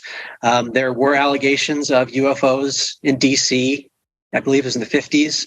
So there have been some big accounts, but then they're usually dismissed, or it's just not talked about very much. So I do wonder if there were some major event. I guess there could be one that is so big that the media couldn't sweep it under the rug. Yeah. That hasn't happened yet, but there have been some big events. The Phoenix Lights was huge, but it just happened to be nighttime and you couldn't quite tell what it was. But initially the governor of Arizona poo-pooed it, but he eventually came out to say he believed that there's some extraterrestrial thing going on. By the way, that National Geographic series that I mentioned, if you have that channel and you're interested in this, you might want to watch it. It's very well done. Did you see that, Mark? No. Yeah, it's a really good series. 5 or 6 episodes so far. That there may be more. Each one's an hour long, and they go into all this in a serious way, interviewing serious people, and show. There's some reporters and researchers who've dedicated their lives to this, and they really go in great depth as to what they've found and so on. It's not sensationalistic in the least. So it's a really good grounding for those who want to just, get up to speed on this. All right. So what else? We have a little bit of more time if we wish, another 20 minutes or so. What else have we not covered that either of you feel should be said in this discussion? I think something that I guess makes sense to me is if we are a body, that we make up cells in a larger body. We collectively, you mean? Yes. Yeah. Sorry. If we are cells in a larger body, just like when we are in our own bodies, if our white blood cells are doing too much work, then we end up with things like leukemia or these kinds of diseases, or autoimmune diseases where the body starts to attack itself. And in the collective, if we as third density beings, in the name of trying to transcend and uncover what's going on behind the scenes, i.e. government and all of these other things, if we approach it with the same kind of unprocessed bellicosity or reactivity that we've had, it might end up being like we have a bunch of warriors, a bunch of white blood cells coming to the scene and wanting to create a revolution, which might actually further entrap us as a collective and not help us transcend into the heart, the collective heart, ready for fourth density living. So I think it's important, like the work that Mark's doing, I think it's real important that what you're doing there, because you're trying to help people awaken. You're clearly more scientific than a lot of people that I've seen writing on this. You have a brain that works that way. And that's good. It's important for us to wake up to a larger cosmic reality. And then it's also important for us to learn how to process what was hidden and conflictual with an open heart and compassion, and hold those together. Because how we do that will help us go into that fourth density where all things are held together as paradoxes, So I'll say it this way, as a counselor, when someone talks to me about wanting to get rid of their depression or get rid of their anxiety or get rid of intrusive thoughts or even their ego, and it's this sense of I have to fix this problem that is very evident in my head, and we bring the same level of consciousness, almost a conflictual battle, that is to not have those intrusive thoughts or just to beat up the anxiety. And of course, that exacerbates it. You see, so if this is a spiritual warfare that a lot of people talk about, I think it would be helpful to approach this spiritual warfare in the same way that good conventional counseling does. And that is when we have intrusive thoughts or have anxiety or depression or things like this, we can, by applying not esoteric at all, but conventional techniques, learn how to accept that which we have and then diffuse and remove our sense of ourselves from the intense feelings. And you can learn to do that through good counseling. Acceptance and commitment therapy, for example, ACT, is one way to do that. And those are, and self-compassion work by Dr. Kristen Neff would be another one. And I teach these things on the individual level, and they really work. They work with me. I have anxiety and depression tendencies all my life, and I use these on myself. I think we have to take on, as a collective body, we're going to have to take on the same kind of conventional, could be, way to appropriate the negativity that is uncovered, just like a single person, their shadow is being uncovered in counseling. The collective will be uncovered. That whatever was hidden is going to come to the light. how we deal with that shadow will mark the difference between having to repeat third density or go into fourth density. And so I just want to put that out there as a final thought, perhaps. That reminds me of, Mark, did you want to say something before I comment? Yeah, it's a very important point. And the way I think about it is being able to hold the reality of darkness and accept that those things are real, whatever they might be, and not let that bring about more darkness or anger. So it's holding and acknowledging its existence and remaining strong, but then not becoming polarized in a negative direction, which then perpetuates what you were describing, Doug. Yeah, and for some reason, what Doug just said reminded me of something that Aubrey Marcus said in your interview with him, Mark, which is that, and it relates to what I said earlier about there having to be a certain level of consciousness in the world before, this thing can be more in the open. But he mentioned that if in a sort of a skeptical collective consciousness, certain things which might be considered miraculous are not possible. They just couldn't manifest just because of the mentality. In fact, he mentioned that even if one skeptic were enter a room, certain possibilities that might otherwise manifest there are prevented from doing so by the influence of that person's consciousness. So I think that the collective consciousness of humanity very much determines what possibilities manifest in so many different areas. I mean, not only ETs, or if they're going to reveal themselves more openly, but technologies that could potentially manifest, that might benefit humanity tremendously. So it's like the ground is not fertile for things to grow if it's lower consciousness. And I have another thought, but I want to give you guys a chance to respond to that. I think the journey begins with living everyday life, and first off, coming to some place of recognition that the immediacy of our everyday life, those so-called mundane things, are actually supremely sacred. It is the one infinite creator emerging right then and there for us as the one infinite creator ourselves. So it's all one great emerging that's happening. And we can have the eyes to see that, the heart to see that. And that's a great joy to be awake on this side of the veil. The second thing is all of the catalysts that we missed in our past lives, or the karma of our past lives, or this life. The great grace, honestly, to help us grow is that they're thrown in front of our timeline, and then they trickle down, let's say, into the present moment, and they manifest, and we get a chance to deal with anything that we missed in the past right here and now. So the reason why I'm bringing that up is because in our lives, when we are activated in a way that is reactivity, and we have a sense that we want to be able to move into some sort of passionate reactivity, when we can stop and learn where might this come from, accepting it, move to some level of forgiveness in the sense of seeing things holistically, then we can actually help balance stuff. Is Irene okay? Oh, it's funny. Another thought I just wanted to mention, you mentioned, Doug, how you had kind of gotten inspired at a certain age, and there seemed to be some kind of cosmic source of this inspiration. And I'm sure you've felt this kind of thing, Mark, where you feel moved to move your life in a certain direction. And, it's probably something that your conventional way of thinking, your habitual way of thinking wouldn't have had you do, but you just felt an inner urge and you did it, like leaving your firm and writing your first book, or perhaps the inspiration for writing your other books.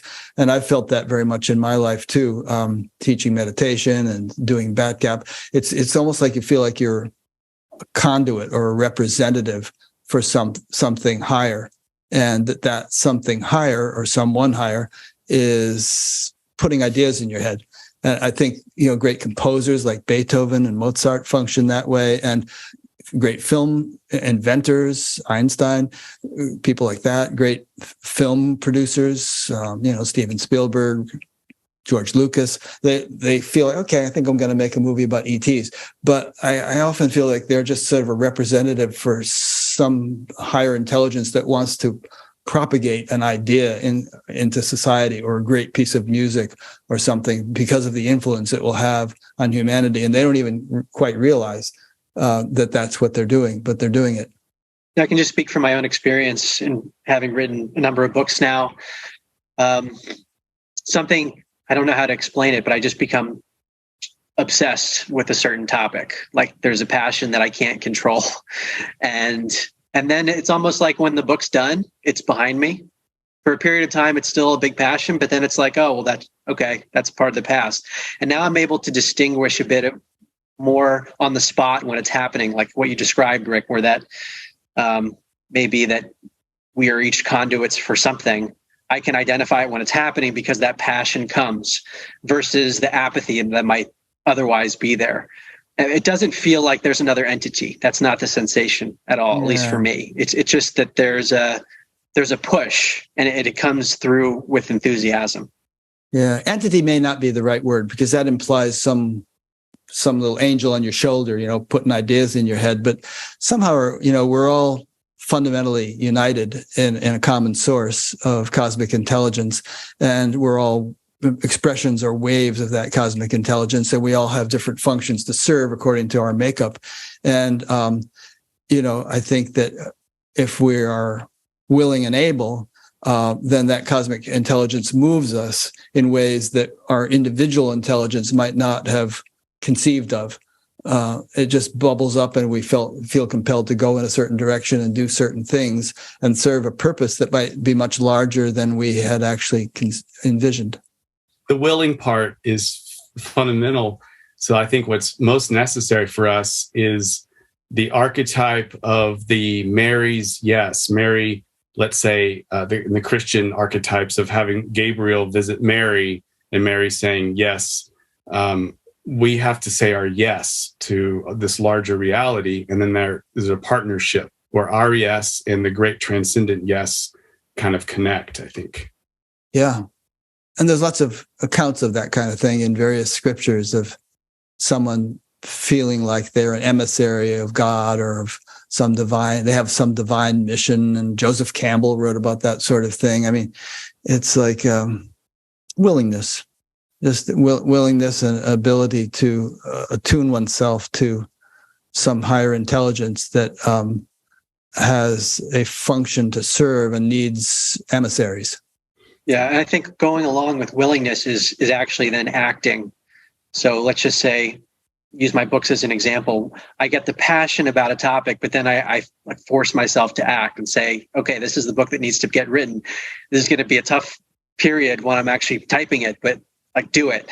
Yeah. So it's both. Yeah, I mean, it's kind of good that you were an investment broker or whatever you were, because you were like on this incredible burnout schedule where you had to focus like a laser beam until 2 a.m. and all, and then you just carried that same pattern into your work when you started writing books. Yeah, that's what I usually say, is that I channel my inner banker for the period when I'm writing the books, and it's all I focus on. If I could avoid sleeping, I would, but my body usually shuts down and needs a few hours. But That's what I do when I write. Well, I hope you're still taking time to play tennis or perhaps pickleball and move the body. Yes, I do. That's actually very important too. When I write, I make sure I work out and all that. But that's my focus for that period of time. That's all I can think about. Yeah.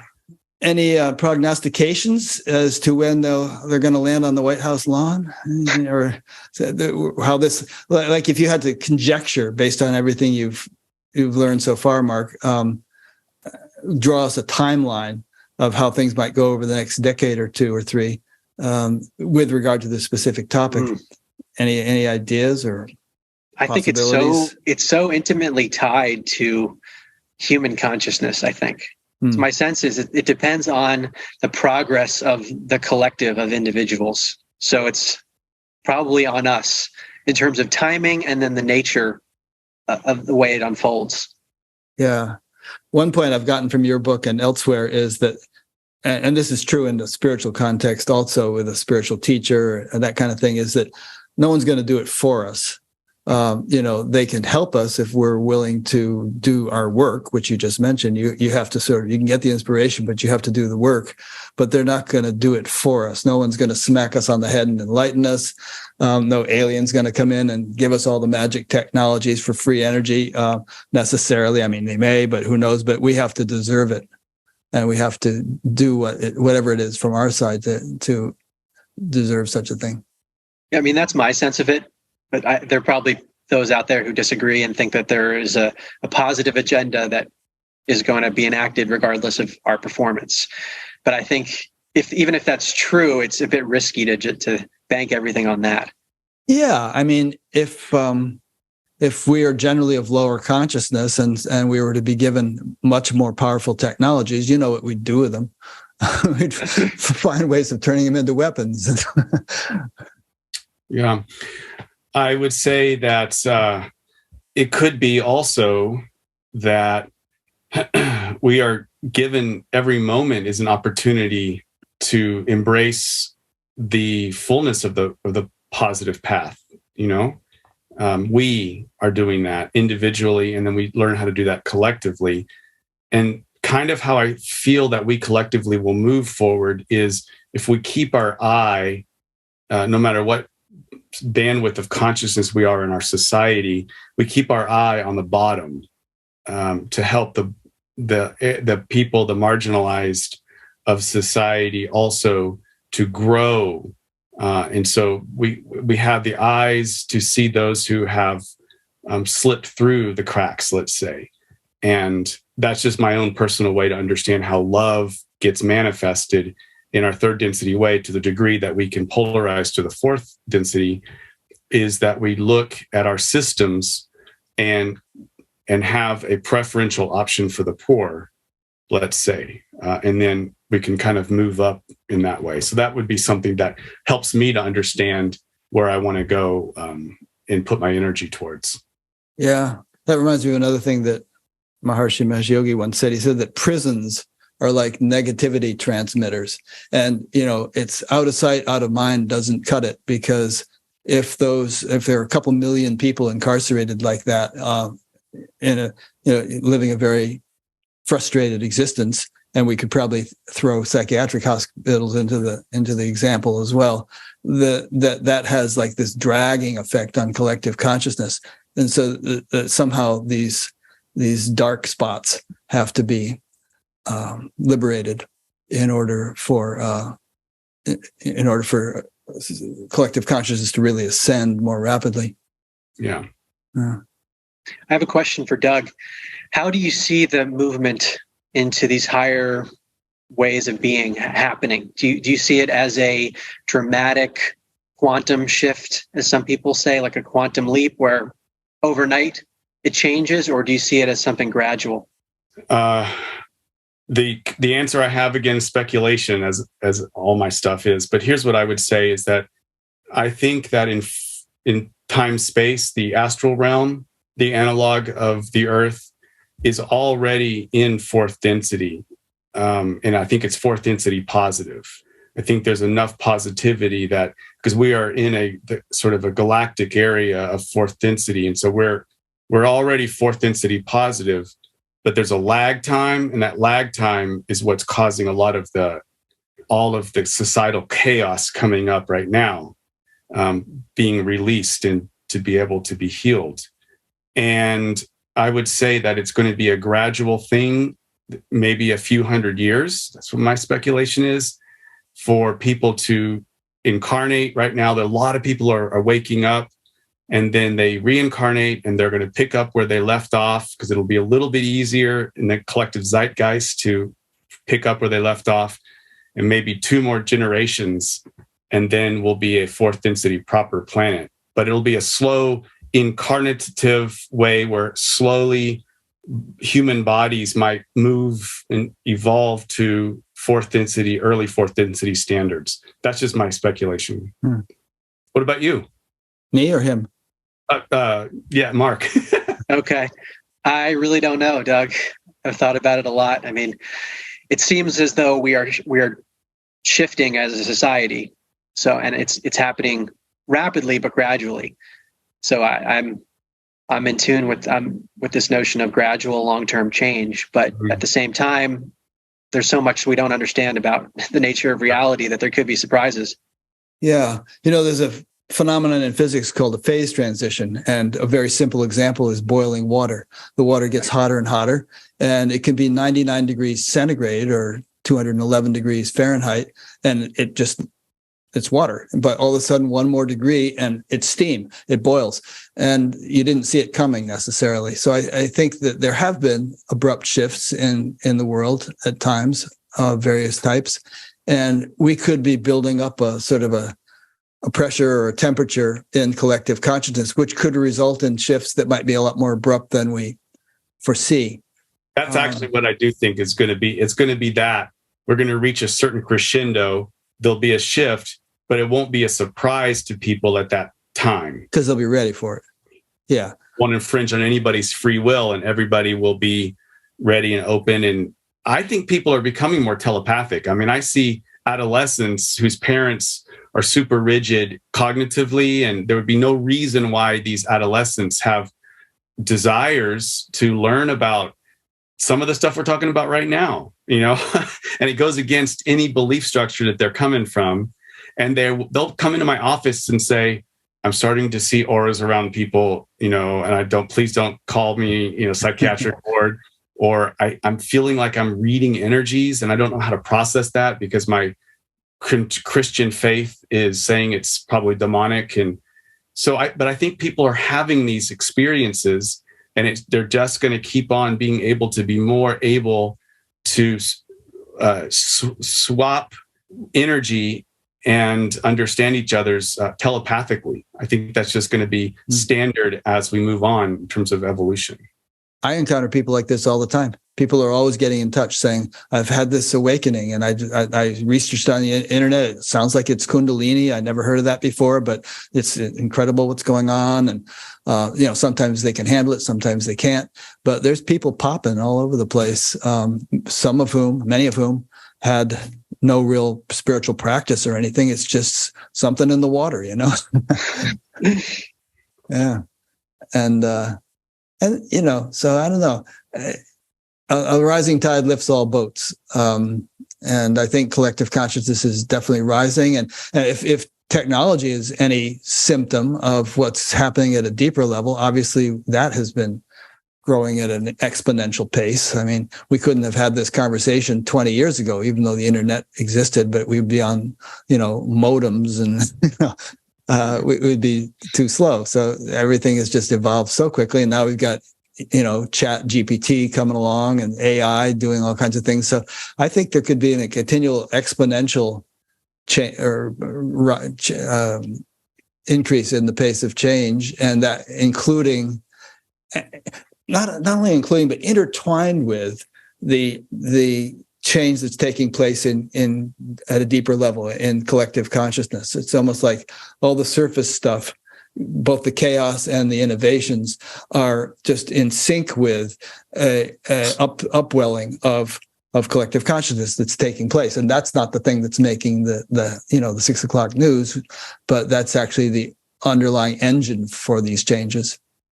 Just in my counseling cohort, we really all disliked online counseling when it first was. We were mandated or forced to do it by COVID. I remember how uncomfortable I was for the first couple of sessions, but now I have no problem, and I feel like I can transmit just as much energy, or different, maybe a little bit different than in person, but I don't feel like it's not effective. And it's becoming part of our cultural norm, to which I think it can be used for the good. Absolutely. Any other comments, Mark? Yeah, we're talking about the evolution of consciousness here, just to sum it up. And I want to emphasize that it appears that the evolution is multifaceted. It's not just being spiritually awakened. There's all sorts of things. I mean, Ken Wilber talks about waking up, cleaning up, growing up, showing up, different avenues of evolution. And I think it's important to keep that in mind, because it's going to have to be a really comprehensive form of evolution. And we're all doing it in different ways and collectively, but it's multifaceted.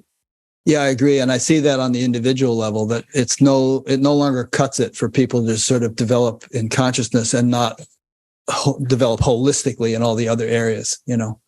You mentioned Ken Wilber. I'm a big student of these kinds of models, spiral dynamics or Ken Wilber and the meta-modernism, for example, and these different lines that Ken Wilber talks about. We can have a spiritual axis, we can have a psychological or emotional axis, and we need to try, as you said, to develop them comprehensively, because if we increase spiritually but don't increase cognitively or in other areas, we could have high advanced spiritual ways to understand states. But then when we turn into our normal stage, we're going to interpret what happened to us, non-dual, from a very dualistic black and white way. So I hear what you're saying is that we need to all work to raise these different lines of development. Yeah. There's also a lot of spiritual teachers who just are not really ethical human beings and who really create a mess.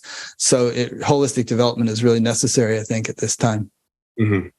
Right. Otherwise, it can be a misleading journey where you think you're at the peak because you're highly developed on one line and you're not focused on the other ones. Yeah, exactly. Well said. And that it also sabotages your own evolution. It's not only bad for the people you encounter, but you end up shooting yourself in the foot by doing some stupid thing and dragging yourself down. And that too has been in the literature for thousands of years. Yogis who grew very high, but still had an ego problem or something, and then they had a big downfall. So what's your next book, Mark? I hope it's not the end to Pineapple Upside Down Cake. My mother used to make that. We wouldn't want to put an end to that. I don't have another book. That's my typical answer. Grab you one of these days. We'll see. Yeah, right now I don't have one. Yeah. Good. All right. Well, thanks a lot, you guys. I think this was an interesting discussion. I've really enjoyed this, and I've been looking forward to it for a long time. And let's stay tuned. It's a fascinating thing. And hopefully we've opened some people up to the possibility of some possibilities they hadn't considered before that will have major significance within our lifetimes. Well, thank you. It's been an honor. And Mark, it's been a real honor and pleasure for me to meet you and learn from you. Doug, likewise, really appreciate your insights. And Rick, thank you for having us, and thank you for all that you do. You're welcome. And thank you all for listening or watching. And the next interview I'm going to do just next week is going to be about Meher Baba, whom I had been aware of since the 1960s, but had never really looked into. And he was an Indian master, some thought an avatar. And I'm just reading a couple books about him and listening to a lot of talks about him, and I'm just going to discuss him. I have some really good friends who are really into him, and I'd never really explored who he was or what he did. So that's what we're going to talk about next time. And I also have a couple of interesting interviews coming up a bit later about the brain with Jill Bolte Taylor, who wrote My Stroke of Insight and has a new book about the brain, and another fellow who has written a book about neurophysiology from a Buddhist perspective and whether or not we actually have a self. So if you want to be notified of those things, on the upcoming interviews page of batgap.com, there's a way you can be notified of the live interviews, put a notification into your calendar. And also, if you want to be notified once an interview is released, then subscribe to the YouTube channel, or you can subscribe to the email that we send out every time a new interview is posted. So thanks for listening or watching. Thank you guys, and we'll talk to you next time.